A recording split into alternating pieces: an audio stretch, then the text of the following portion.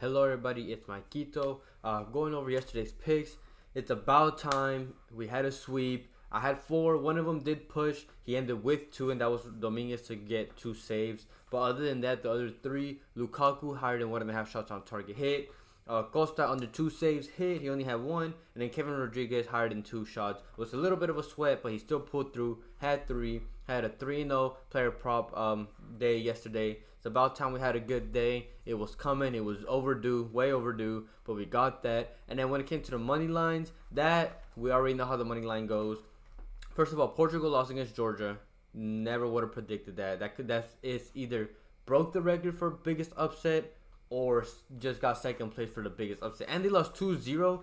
I guarantee you nobody in the world predicted that. And then when it came to the Slovakia Romania, to either one of them to win, or Turkey or Czech to either one to win, the Slovakia and Romania one ended with a draw, and the Turkey and Czechia one ended with Turkey winning. So the Turkey and Czech one you won, and then the Slovakia and Romania one you didn't. So overall that one wasn't as good, but player prop wise did really good. Swept the board. And also real quick before I get into the picks, when it comes to the giveaway that I did in the last video, the guy that won, Tim Koval, he didn't respond in this last video that he didn't comment in this last video. So I'm gonna give him one more video to comment. If he doesn't comment in this video, I'll just randomly draw somebody again from the older video. But other than that, the Euros, there's no Euro games tomorrow nor the day after.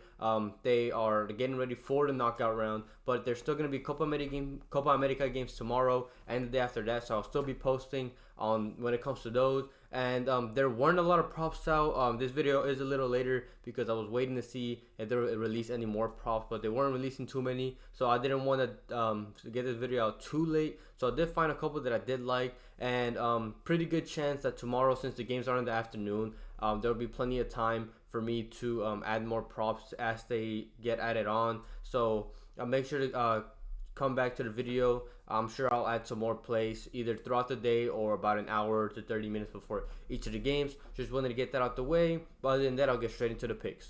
My first pick, you can currently get this one on Underdog. You cannot get this one on Price Picks because they still do not have goalie saves up. And it is Guillermo Vizcarra to go higher than 4.5 saves for Bolivia going against Uruguay. Uruguay has 7 shots on target versus Panama, and I expect at least 7, if not more, shots on target for Uruguay in this game against Bolivia as well, if not more. And I say that because Bolivia, in my opinion, has a much weaker defense than Panama. When Panama play, they at least try to get possession of the ball. They're pretty well even against bigger teams like Uruguay. They have 45% and contesting the ball, and with that, Uruguay still has 7 shots on target. But with Bolivia, on the other hand, I expect much more possession of the ball for Uruguay, which obviously means more opportunities for them. Bolivia allowed 20 shots against the U.S., which I expect at least the same, if not more, for Uruguay as well. And Guillermo had a great performance against the U.S. While they did lose 2-0, he still had 6 saves out of the 8 on target that he faced, so he went over this mark. And the U.S. were expected to score 3.39 goals, so they were expected to score over 3 goals this last game. But he was able to prevent over 1 of them, obviously. So he had a great performance against the U.S. So if he keeps at least around the same level that he did against them, I easily expect him to go over this mark against Uruguay. And you can get this at slide plus money right now, so I like that as well. Did that with the Lukaku pick yesterday. This one is again slightly plus money, so I like that as well. And Uruguay will take advantage of the matchup right now because they're fighting for goal difference against the U.S. So they need to take as many shots as they can, and he's going to be called upon to make those saves. Again, the line is not up on Price Picks, so if it comes up at 4, obviously that's better. If it comes at 4.5, I will still take it there, even though it's not at plus money. But if it goes up to 5, I would fade it from there. It would be too risky. But at 4.5, you're getting some plus money right now. I would take that. I like Guillermo Vizcarra to go higher than 4.5 saves. And then actually on the other side, I'll just get this one out the way. Again, you cannot get this on Price Pick because the line is not out yet. But on Underdog, it is Darwin Núñez to go higher than 3.5 shots, playing for Uruguay versus Bolivia. This one's the opposite, where you get slightly less. But I mean, it's still pretty good value for what you're getting, in my opinion. He went over last game with 5 against Panama. And like I mentioned, Bolivia has a weaker defense. So he's going to have plenty of opportunities, if not more opportunities, to get shots off against Bolivia. He had 5 before that in the 2 games since he's come back to Uruguay. The earlier game he played against Mexico, had 5 shots against them as well, and he did that in 69 minutes, which is even less than what he did.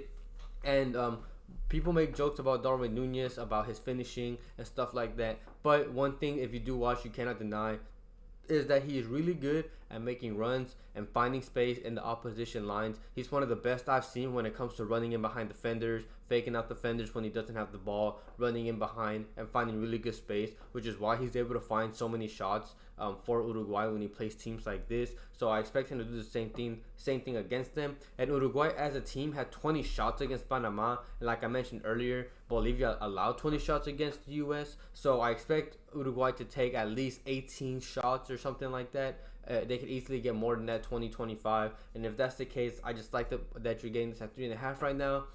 So I like that. And if it goes up to 4, like normal payout, for example, on Price Picks, or if they bump it up to 4, you can still take it there. And then if not, you can take the 1.5 shots on target. And then if you have to choose between the 4 shots, the 2 shots on target, I would preferably rather take the shots. And if not, you can see what you can get with the him scoring with the 0.5 goals. But as of now, I like Darwin Nunez to go higher than 3.5 shots.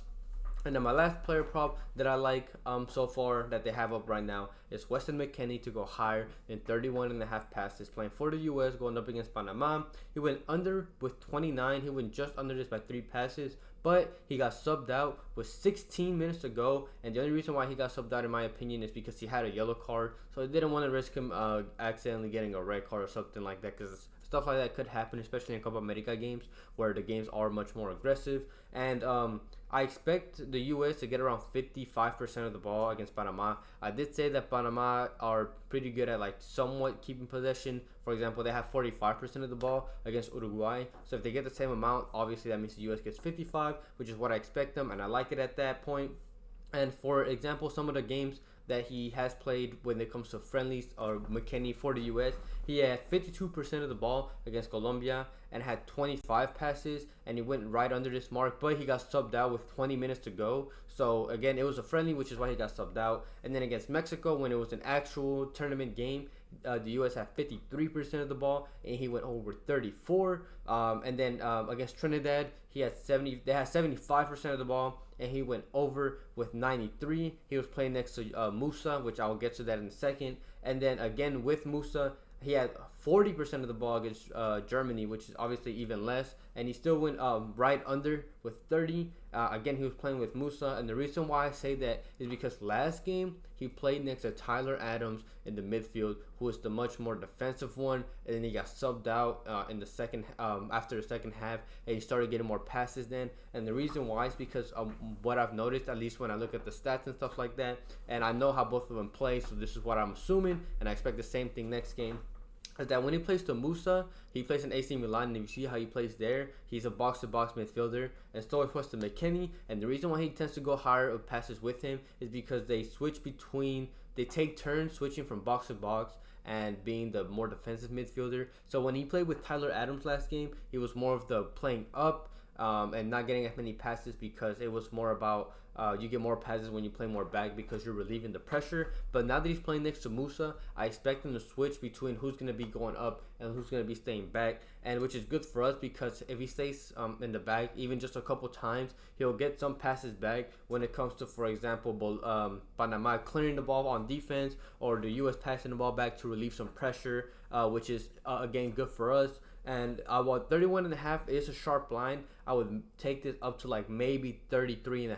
I wouldn't take it higher than that because this line is sharp. But I like the fact that I expect him to get more passes against Panama. He's going to be playing pretty high minutes, in my opinion. If he does get subbed out, might be missed like 10 minutes to go. But as long as they have a little more possession of the ball, and if he does play next to Musa, I like the odds in our favor. I like Weston McKennie to go higher than 31.5 passes. I want to give a quick shout out to my partner Underdog Fantasy. You can use code Maikito, linked in the description. They'll match your first deposit up to $100. And then for those that are that want to know, I do also have memberships available for those that don't know. It doesn't change any content when it comes to those that don't pay. It's just for those that want to get the video out early, just in case potential bumps or plays get taken away, because they do tend to do that when I post these videos. And then I also have my Fliff in the description, where I do post money lines and stuff like that. I've thought about maybe doing halftime bets. So that's something that you would have to watch out for when it comes to you actually have to keep up and watch the game. And as soon as you see halftime, I could try to maybe post something in the description, but there's only a 15-minute gap between halftime and then the second half starting, and then obviously I need like a couple minutes to post the play itself. So it's just an idea that I'm throwing out there, because you do tend to find decent value at halftime and stuff like that. So let me know what you guys think about that. And I also do have my Cashapp linked in the description. If you ever do feel like giving back and feeling generous, everything that you guys send is really much appreciated. Doesn't matter what it is, $1, $5, I don't care. Anything that you guys send help. Other than that, I really appreciate you guys that support me in any way. When it comes to the money lines, I feel like they're obviously you can take like the obvious like US and Uruguay to win, but they're too juiced in my opinion, and I just feel like it's too risky taking those, and I just didn't want to try to do that, but I still wanted to give money lines to you guys. And for those that do know, I've said it before, money lines are more for people that have Sportsbook specifically and don't use or can't use fantasy apps like Underdog and PrizePicks. So what I did is that I went to the actual sports books themselves instead of Fliff than what I usually use, and try to find plays there specifically for you guys that you can find. I found 2 plays you can get right now for plus money. So the goal is that as long as you take one and one of them hits, you should profit either way. Obviously if you parlay them, that's on you, but I did find 2 plus money plays that you can take. Luck on one of them hits, you win, and I just like both of them, so I'll get straight into that. First play is Christian Pulisic to go higher than 1.5 shots, playing for the US against Panama. Last game, he had a man of the match performance, best player on the field. He had 2 goals and assists, 1 goal, 1 assist. He had 2 shots on target against Bolivia. And if you look at the previous game before that in the friendly against Brazil, he had 4 shots on target. And he's going to have good opportunities against Panama. Panama are a team that can get caught on the counterattack, which is what Uruguay did to them as well. And he's by far their best player in my opinion. They played against each other in 2023. He wasn't there. Just wanted to mention it. I know it's been a while since Pulisic has played them, which is back in 2022. But in that game, he had a hat trick and had 3 shots on target. We just need 2. I just wanted to throw that out there because half of the team from that Panama squad is still the same squad that they have now. So it's not like he's playing with unfamiliar faces. He's played half of these players before, so he knows what he has to do. And I just feel like you're getting really good value in FanDuel. I believe it's like at plus 150, 155, which is good value because if you go look at PrizePicks and Underdog, you're just getting that at normal value. Like they're not giving you any plus money or anything like that. And even if you look at FanDuel, you get at like plus 110. I like the value that you're getting here on FanDuel at plus 155, and I think it's a good play in general. So like Pulisic should go higher than 1.5 shots on target. And for my second play, is also on FanDuel. I found good value there. It is Uruguay to win both halves against Bolivia. So what this means is that once halftime ends, Uruguay will be winning. Let's say they're winning 1-0, and then in the second half, they would have to score again, at least 1, and beat them in that half. So pretty much think of it as 2 separate games. They have to win the first half, and then once second half hits, you theoretically reset the score and think of it like 0-0, and then they would have to win again in the second half. You get that getting this at plus money right now, which I like.